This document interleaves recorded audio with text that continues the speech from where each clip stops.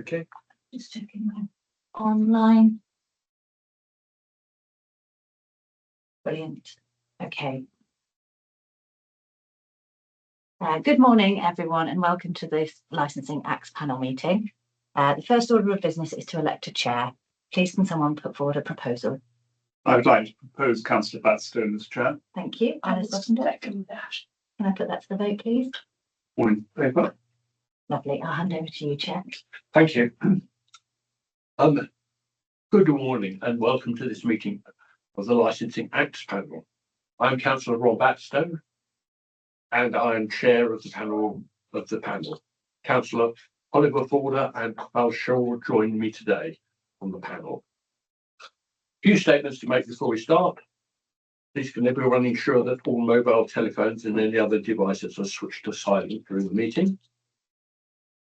In the event of a fire, the Democratic Services Officer will lead attendees outside the building where they should remain until directed to return. If you have a question to ask in the meeting, you should raise your hand to alert me. Please do not speak unless invited. And please do not interrupt other speakers. We don't have anybody joining remotely, so that's fine. Are there any questions at this stage? Good. Do members of the panel have any declarations of interest to declare? No. Procedure for this meeting was included in the agenda pack. I'd ask if everyone has understood the procedure that will be followed, or does anyone have any questions they wish to ask at this stage? This is application for the grant of a premises licence under the Licensing Act 2003 for number 33 Greenwood Way, Harwell, Didcot. I'll now begin this item and invite the licensing officer to present their report. Thank you very much and good morning to everybody. On the 9th of October 2025, the licensing authority is Vale by Ports District Council received an application for the grant of a premises licence from Mr. Nicholas, is it Negus? Negus, in respect of the property known as number 33 at 33 Greenwood Way, Harwell, Didcot. The applicant is present today and will be able to address the panel on the application and answer any questions that you may have, Chair. The application form is attached to Appendix A of your report. The application seeks a premises licence for the sale of alcohol on the premises for the timing stated at paragraph 3.4 of your papers. Panel will be aware from previous applications and hearings that a licence is not required for the playing of live music or recorded music between the hours of 8 AM and 11 PM, provided certain caveats are met. For example, that the premises is likely defined as a workplace or that there's an audience of less than 500 people. Therefore, any conditions on a premises licence involving the playing of live and recorded music will not have effect during the hours of 0800 to 2300 hours. During the statutory 28-day consultation period, one representation was received from Mr. and Mrs. Is it Derman? Derman, yeah. And that is attached to Appendix B of your papers. Mr. Derman and Son? Yeah. Are here to speak to that representation or be able to answer any questions you may have, Chair. No representations were received from any of the named responsible authority. The panel will note at paragraph 3.8 of the report that the licensing authority in its role as a responsible authority had agreed 6 conditions with the applicant with a view to promoting the 4 licensing objectives. Those conditions have been taken from the council's pool of conditions, and if the panel were minded to grant the licence, those can be included if you so wish or added to. Section 4 of the report contains relevant sections of the council's licensing policy and the Secretary of State's guidance to which the council must have regard.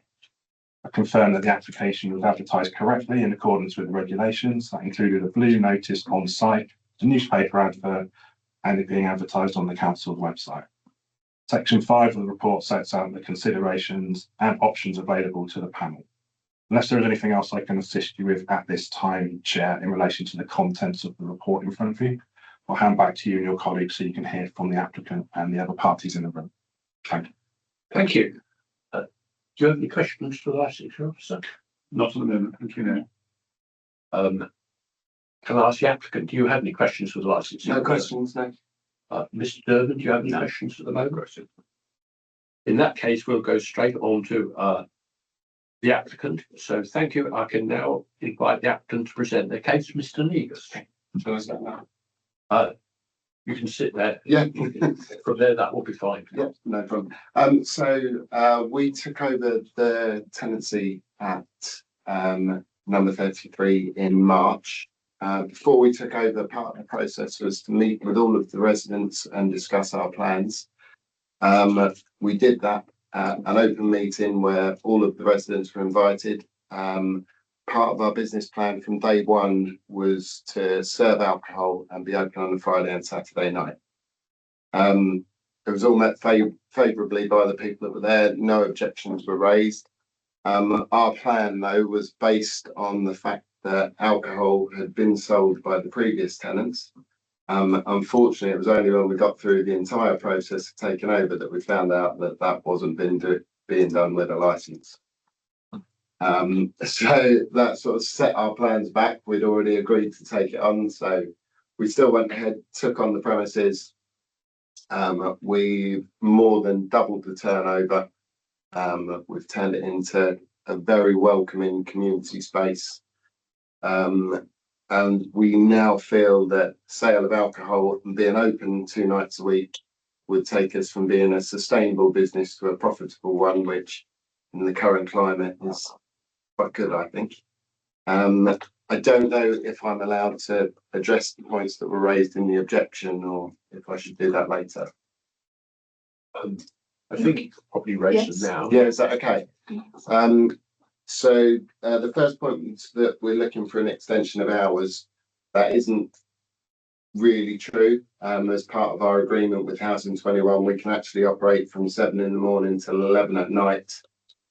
So we're not looking to extend any hours that we're already allowed to operate. The objection mentions extra lines of security for residents of housing. Oh, sorry, I should say, just in case you don't know, Poppy Meadows, where number 33 is part of an over 55s development. So it's not a care home or anything like that. It's an over 55s residential development where extra care is available for people that do need it, but it's not a care home. The objection states that there are at night there are extra lines of security, being that there are 2 doors that people have to get through before they get to the residential area. That is true. Both the doors, though, do use the same codes. So if you can get through one, you can get through the other. It doesn't really matter what time of day you're looking to do that. So being open later at night doesn't cause any issues with that. It mentions that we've used temporary events notices in the past. We've only ever used 1 temporary events notice in the time that we've been there. That was actually on our opening night, and the whole intention of that night was to show what we were planning to do in the future. So the fact that we had a temporary events notice was sort of indicative of what we were trying to show people that we were planning to do. There are bits mentioned in the objection about online comments. Unfortunately, I can't do anything about that. What we post online is what we post. What people comment is unfortunately what people comment, and just a sign of the times nowadays.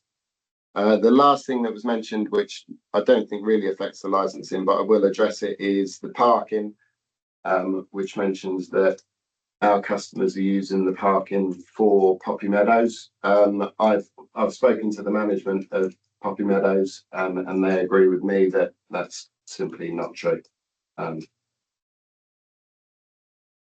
That's me. That's you. Thank you. Thank you very much.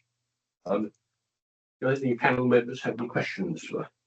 May I, please? Yes, of course. Councillor Blackstone. Thank you very much for that, Mr. Negus. Can you explain to me a little bit more what type of business it is at the moment? Yeah. I noted from, for example, the application that it's not intended to have people drinking at the bar. So what's actually going on there?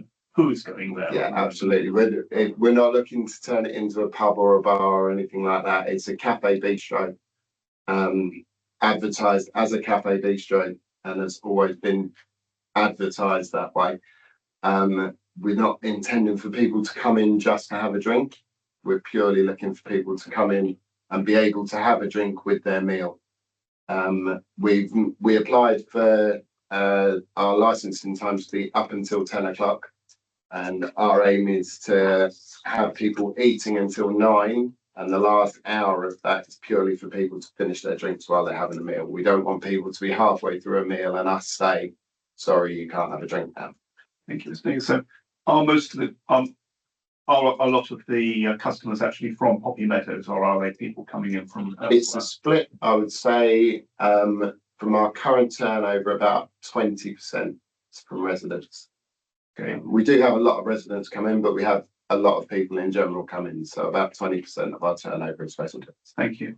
And do you anticipate the clientele changing at all when you have the alcohol license? No, not at all. My second, if I may continue, my second question is to do with your own experience, actually. Yeah. Just, it would be very helpful to me if you could just outline your own experience, and also any experience you've had with dealing with misbehaviour and how you handle that. Yeah, absolutely. Yeah. So I lived in pubs from the age of 8. Had a couple of pubs of my own. I've held a license for about 20 years. Mostly, although I've had pubs of my own, my license has mainly been used for outside events. By trade, I'm an outside caterer. So although we have the cafe and bistro, we do events, weddings, birthday parties, that sort of thing. Dealing with any issues, trouble, that sort of thing. Everything's done by speaking to people, calming people down, trying to use more charm than brawn. Thank you, Mr. Negus. That's me done. Councillor Shaw. Right. Well, Councillor Porter has asked most of the questions. I apologise. Since you've been at number 33, have you had any problems with? None at all. And what about sort of prior to that? I mean, at the other pubs that you had, you ever had to have police there? Or? Yeah, I would imagine that. Yeah, more than once, I would say. But running a pub that's open until midnight, where people are purely drinking, is very different to running a bistro restaurant. And I wouldn't ever anticipate having to call the police to the venue we're at now. Right. Okay. Thank you. Yes, I think that covers any questions I might have as well. So,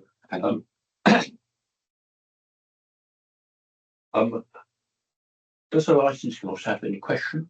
I do, just a few from what you just presented, if I may. So you mentioned in your presentation that you were going to be open 2 nights a week. So our plan is to open Friday and Saturday nights. If that goes well, we would like to extend that to a Thursday. And then currently we have events on, so for example, tonight we have something called a book and pudding club, where people come. It's a book club mainly. We also provide a dessert for them, and it would give the people that come on nights like that the opportunity to have a glass of wine rather than just a coffee or hot chocolate. Okay, so that would potentially explain why you've applied for 10 o'clock on every single. Yes, absolutely. Yeah. So we do a couple at the moment. We have the book and pudding club, and then we have another one called Unplugged Cafe, where people come and do crafts, have to turn their phones off for the night. And again, it would be nice if we could offer them a glass of wine rather than just a hot drink. And we would like to hold more events like that. Okay. Earlier as well, you mentioned I think you said hours of 07:30 to 2300. I'm assuming that's your planning consent. Yes. Opposed to any. Yeah. That's purely that's the guidelines that were given to us by Housing 21 of when we could open the cafe. Okay. And one final question. So you mentioned you're going to be running it as a cafe bistro. Yeah. So in your application, you've stated that alcohol will only be served to persons who are sat at tables rather than standing at the bar. Yeah. Is that alcohol provision dependent on them eating, or can they just sit at a table and drink? So my plan was purely for people that were just eating, but a lot of the residents have asked if they will be allowed to come in just for a drink. and I don't think it would be right for me to say no when it's on No, it's site. just, I was just And trying then to, if I can't Yeah. say no to them, I can't say no to yeah, anybody. I think So, I'm just trying to cut, because obviously in the application and then the condition that we agreed as Yeah. part of the process, it was alcohol should be served to tables. I'm just trying to Absolutely. drill into whether that includes, is it only alcohol with food or alcohol without food? So you've Yeah. explained that. So, that's all. Thank you very much, Chair. Thank you. Mr. Durham, do you have any questions for Mr. Negus? Well, I've got a few questions. You did state, I mean, you have said that if it works out well on a Friday and Saturday, you'll also extend it to Thursday. But you also said you're also willing, or you want to do private parties as well. I've never said Okay, well, I knew you was probably going to say that. But anyway, you have said that you want to have private parties as well. So there is a potential that private parties can become out of hand.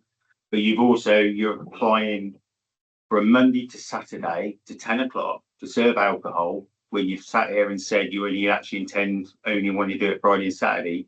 So I'm not too sure why you then applied for it all week if you didn't intend doing something on a Monday, Tuesday, Wednesday, Thursday night. It doesn't seem to make sense. Housing 21's not here, so we don't know. You mentioned about the parking.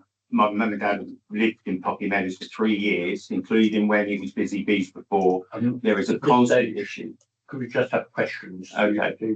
Well, presentation at the moment. Yeah, okay. I probably a lot of them would be in my presentation. To be Okay. honest. So yeah, I'll do it for that. Presentation. That's Yeah. fine. Thank you.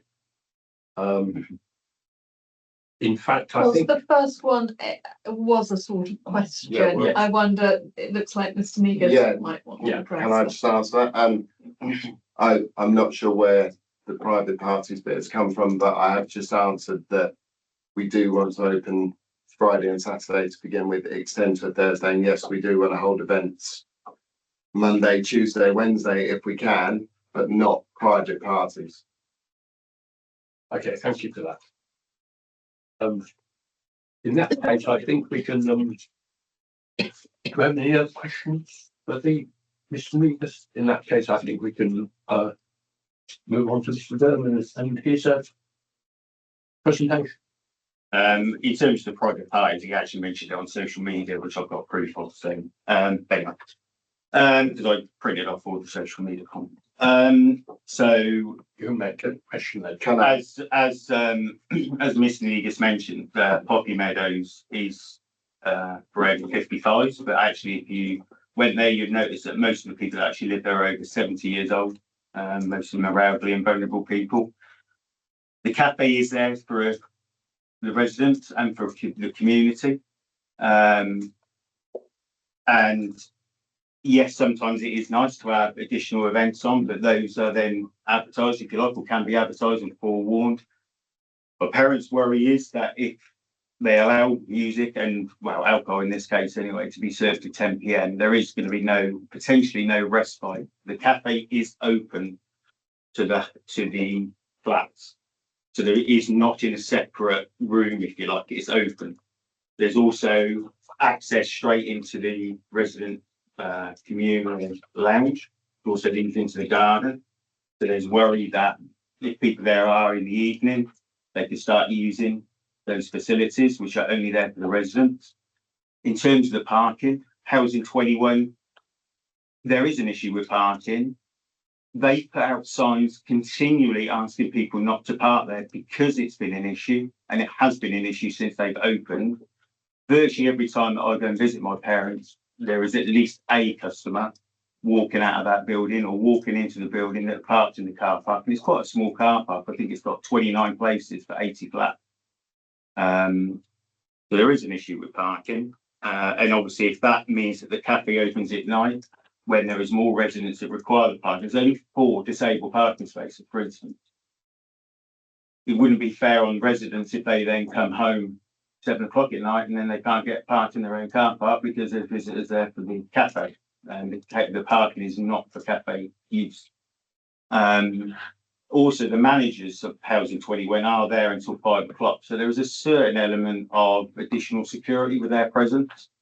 And even though we do trust Mr. Negus to try to keep everything, you know, in control, but unfortunately with alcohol, potentially issues can come. Yes, it's all right turning around saying someone having a glass of wine at their table, but with respect to Mr. Negus, he's also just admitted now that he is going to serve alcohol without food.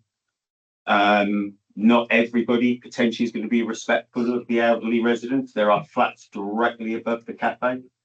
When Busy Bees before had music, my parents lived 2 floors up and they could hear it from 2 floors up. Now, 10 o'clock to a lot of us isn't late. 10 o'clock to an elderly person or a vulnerable person could be considered late. Now, if Mr. Negus is planning to have, as he stated, things like brass bands and stuff like that, well, brass bands, you can't get much louder than that. So there is an element that a lot of people could be disturbed. Now, in terms of the objection, Mr. Negus has not met every single resident. The amount of residents that actually go to any meetings is probably at best about 12 out of 80. There has been objections. They just haven't done this objection like we've done it. There's a lot of people as well, because they're elderly and vulnerable. Some of those people haven't, if you like, haven't got the confidence to object. It's a shame that, you know, they didn't do it the way that we've done it. And we're not speaking for anybody else, but we are putting, or my parents are putting, how they feel that it could be impactful. As far as we were concerned, and when they moved into Poppy Meadows, which they want to, you know, they want to live in peace and security and everything else like that. As far as they were concerned, the cafe was going to be open during the day for the community, for the residents. They at no time thought it was going to be open during the evening, apart from for a few special events. In terms of the social media, some of the comments made when Mr. Negus first put in the application and said he was applying. Now, there was some support from residents, which, you know, there obviously is going to be, but there was also a lot of support from his followers. But they also made comments like nightclub at the Meadows, Saturday night drinkers. I'm not sure that everybody that will turn up is going to be respectful of the fact that that building is home to 80 plus residents that are elderly and vulnerable. You know, we just feel that it's going to potentially, I think once Mr. Negus realises, we don't want to affect Mr. Negus's business at all, but he is running a cafe, not a cafe bistro. And at the end of the day, we don't want it becoming a Monday to Saturday drinking venue, which could mean that residents don't get any respite from loud music, from people leaving at 10 o'clock, right underneath their flats, even in the building, potentially going into the car park where there's also flats backing onto the car park, leaving at 10 o'clock at night and disturbing. There's going to be no respite. If he gets this permit for every single day of the week, that means he can open every single day of the week. It's okay, Mr. Negus turning around and saying, oh, I'm only going to do it Friday and Saturday night, maybe Thursday night. And yes, he did say about private parties, but there's nothing then going to stop him from doing that because he's got the permit to do it. And Housing 21, yes, they're his landlord, but are they really likely to say anything unless they get a massive amount of complaints? But they've got to follow a process as well. Yeah, the well-being and the welfare of those residents, I think, needs to be put first. And I just think that allowing Mr. Negus and Captain number 33 to have a permanent permit to 10 o'clock, I think potentially could affect a lot more of those residents. Mr. Negus also said that he met my dad one-to-one, face-to-face. He did not. He met him in a residence meeting. And he, you know, those residence meetings, like I said, only about 12 people actually turn up. To gauge then everybody's, whether they're for it or against it, is very, very difficult because not everybody will turn up to those meetings. So those 12 people might not say anything. Doesn't mean the other 100 residents are for it or against it. So we don't know. But we're reaffirming, we're sticking to our original objections, you know, and thank you very much. Thank you for the presentation. Do any panel members have any questions? Mr. Durham. Councillor Batson, if I may. Thank you very much for that presentation. Couple of questions really. You mentioned about other residents. Have you spoken to other residents? Did you suggest that they might make objections, but they chose not to? So, yeah, some of them have, I don't know how to phrase it, they haven't got the wherewithal to be able to do that. They have expressed objections. They have been in 2021 with objections. They've spoken. There is one particular resident who is a little bit more connected with the cafe, who would object to it, but they feel that they could be, or a person that they know already, if they know could be affected if they objected. So yes, we do know there are other residents because we speak to other residents, or parents speak to other residents. And yes, there are people that want it, but equally there are also people that don't want it. And there's also a lot of people in that building that can't speak at all. Not because they can't, it's because they don't want to, or they haven't, not all of us are confident enough. As I said, there's a lot of people there. Yes, it's not a care home, but you can receive care. And there is a lot of people there that, like I say, yes, it might be for over 55, but people in their 50s, there's a couple. They're mainly people in the 70s, like my parents. My dad is in his late 70s. My mum is very vulnerable. He's in her early 80s. The abuse that the objectors got online, even though Mr. Negus did not name my parents, but he also didn't stop the abuse towards the objector. He could have removed that post at any time and stopped it. He didn't. And that was disappointing. But that's right. To the point where I had to report it to the police. Or I had to report the abuse. Okay, Mr. Dunham, thank you very much for answering that particular point. The other point I wanted to have was about access to building. Yeah. From the thing. Has there been any discussions so far as you're aware with, I think it's number 21, who the managing agents? Yeah, House 21, yeah. Yeah, Housing 21, about possibly putting, codes on the doors or something like that. So that could be mitigated. So the codes. So there's a front door, if you like, the main door, which has a code. And would it be helpful to make reference to? I know we've got this, haven't we? Yes. Don't know. Yes. No. I've seen it. Yes, just to understand exactly where there's two lots of codes. Yeah. So the main door.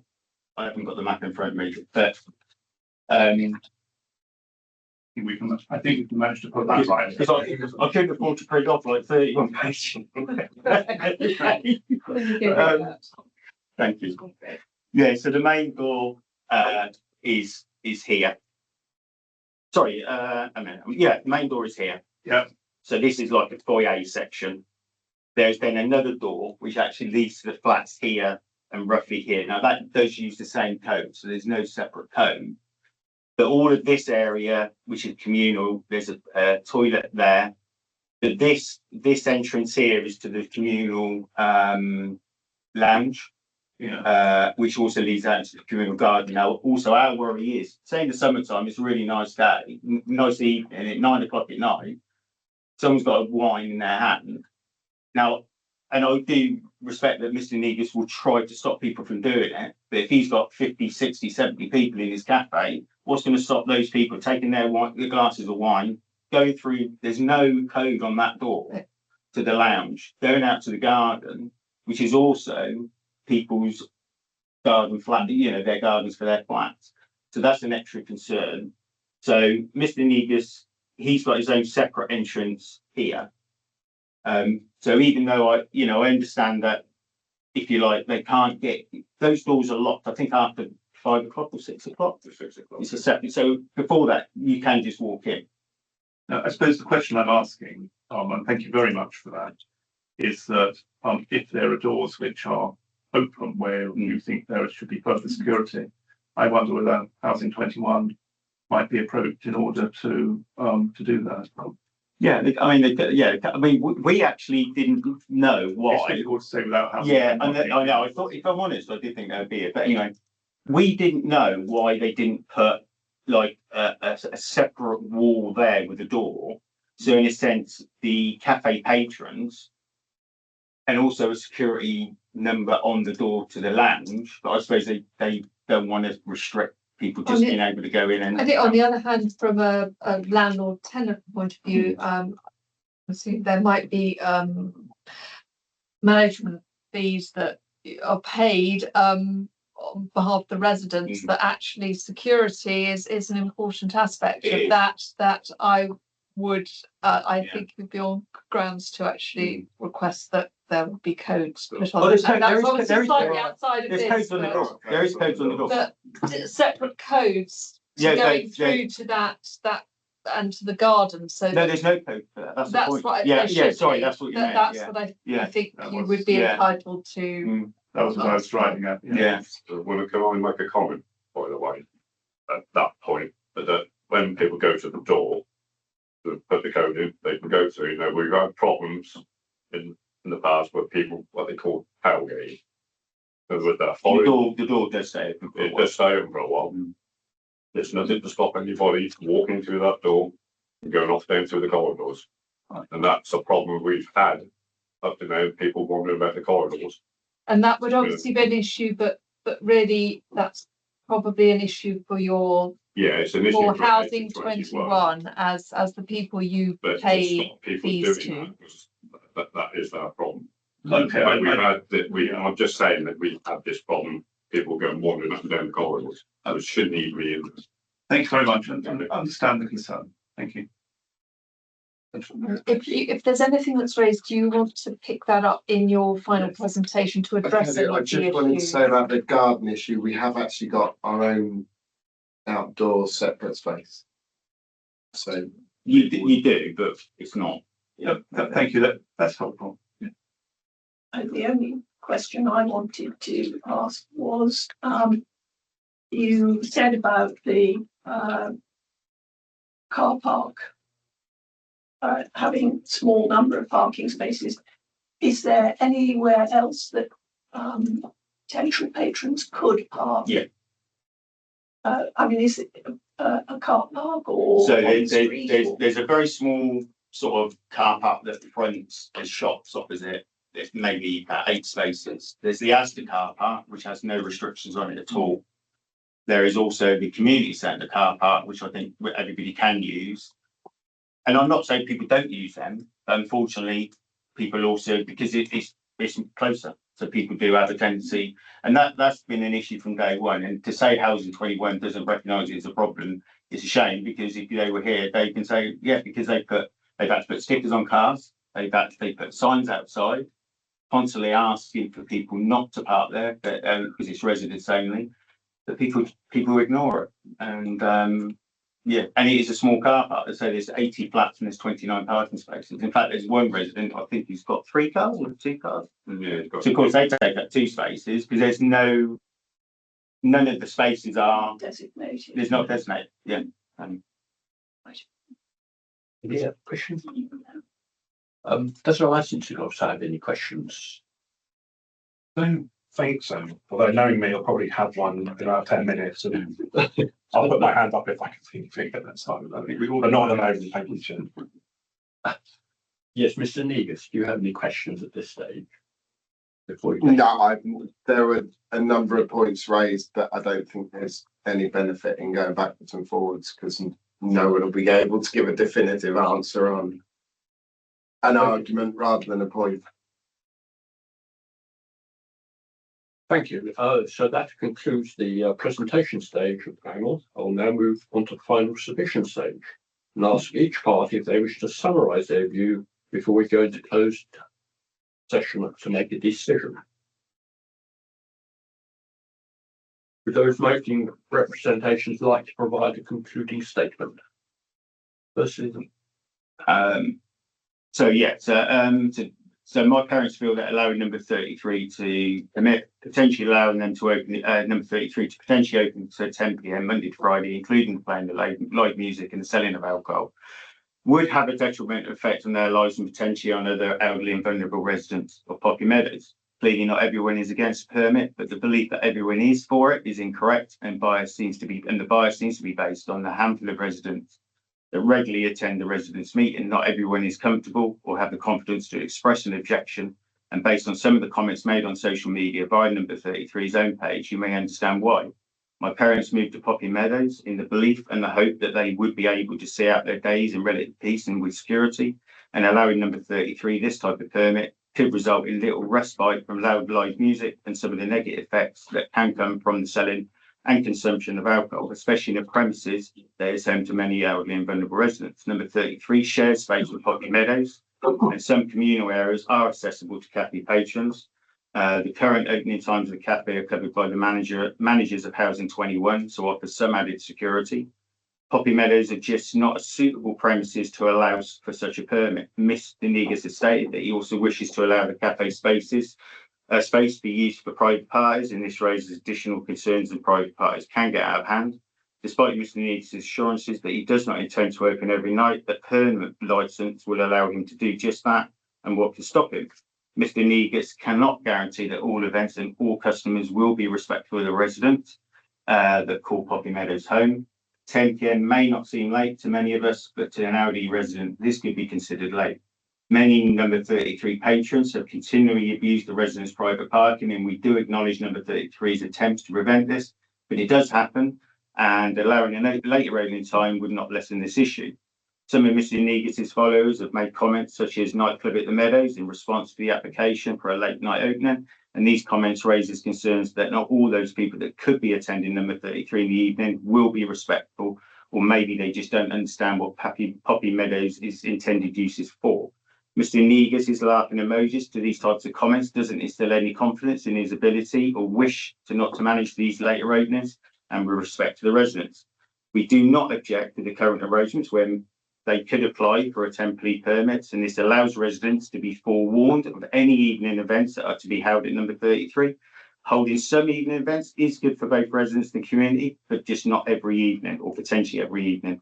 Number 33 is, after all, cafe and not a live music drinking venue, which could become the nightclub at the Meadows that some may wish it to be. We strongly object to the grant of the permit to Number 33, as the premises just doesn't suit what it is being applied for. We reaffirm our objections as per our original objection to the council. Thank you very much. Thank you. Mr. Negus, you can conclude your statement. Just to close, every new Housing 21 development, including Poppy Meadows, is advertised as having a cafe bistro on site. The generally accepted definition of a bistro would be a reasonably priced restaurant which serves alcohol and opens in the evening. With regards to the 4 objectives of the licensing committee, I believe that with the points we've gone through with Richard in the past, we've come to an understanding where we meet all 4 of those objectives. We're not looking to operate a pub or a bar environment. Our intention is purely to allow people to enjoy a drink whilst eating a meal. Given the current financial climate, we are extremely fortunate to have a sustainable business in the hospitality sector, and alcohol licence will hopefully allow it to be a profitable one as well. Thank you. Would you like to make a conclusion? No, but I have remembered the question. Oh, right. Apologies. So Mr. Dermot, before Mr. Negus took over the cafe, what was its opening hours, closing hours, and what did it generally do? As far as I can remember, it was 8 o'clock to 4 o'clock. But they did have some evening events which they did serve alcohol, and I believe that one of the reasons why they were thrown out was because of issues over having alcohol, and well, they didn't have a license. They didn't have a license, basically, and they kept flouting the rules, let's say. And what sort of time did those events finish? I don't know. 10 or 11 o'clock. 10 or 11 o'clock Yeah. at night. Okay. And you could hear what was going on. Okay. Thank you. Nothing further to add. Okay. Can I just make one more point? Sorry, as it was brought up, a brass band was mentioned. It wasn't that we were going to regularly have brass bands. No. This was for a carol evening that we were planning for before Christmas. That was purely, we're not going to have a brass band in the cafe regularly. Please could everybody say that whether they think they've had a fair hearing? Yes, yes, absolutely. In that case, we'll now make our decision, and this will be done privately, with only the members, the Democratic Services Officer and the legal officer present. If the panel intends to clarify any points, they may call all the attendees back into the meeting. During this time, the parties are asked to wait in the reception area, and they will be collected and brought to the room when the decision is ready to be delivered. If any attendee is unable to be contacted, the panel will, after reasonable attempts have been made, read the decision and send an email to any absent party with the decision. Right, thank you. Okay, so I'd very like to wait in the reception area. Waiting. Yeah, just drop it back.